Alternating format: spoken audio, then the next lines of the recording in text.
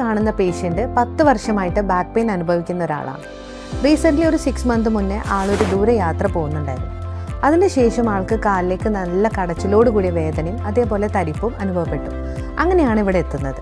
ഇവിടെ എത്തി നമ്മൾ ഇൻവെസ്റ്റിഗേഷനൊക്കെ ചെയ്ത് നോക്കുന്ന സമയത്ത് ആൾക്ക് L4, L5 ലെവലിൽ നല്ല രീതിയിൽ തന്നെ കംപ്രഷൻ കാണാനിടയുണ്ടായി.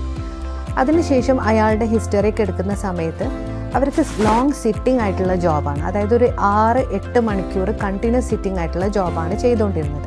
ആ റീസൺ കൊണ്ട് തന്നെയാണ് ആൾക്ക് ഇങ്ങനൊരു പ്രോബ്ലം ഉണ്ടായിരിക്കുന്നത്.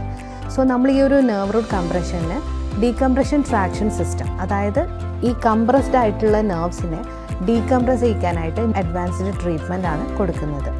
അതായത് ഈ കംപ്രഷൻ ആയിട്ടുള്ള ലെവലിൽ പോയിട്ട് ഒരു നെഗറ്റീവ് പ്രഷർ അപ്ലൈ ചെയ്തുകൊണ്ട് ഈ ഒരു കംപ്രഷനെ ഡീകംപ്രസ് ചെയ്യിക്കുകയാണ് ചെയ്യുന്നത്.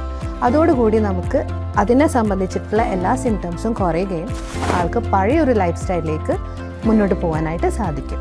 പിന്നെ ശ്രദ്ധിക്കേണ്ട ഒരു കാര്യം എന്താണെന്ന് വെച്ചാൽ ആളുടെ മെയിനായിട്ട് ശ്രദ്ധിക്കേണ്ട ഒരു കാര്യമാണ് ഓഫീസ് വർക്കിൻ്റെ സമയത്ത് ഉണ്ടാവുന്ന എർഗണോമിക് കറക്ഷൻസ്.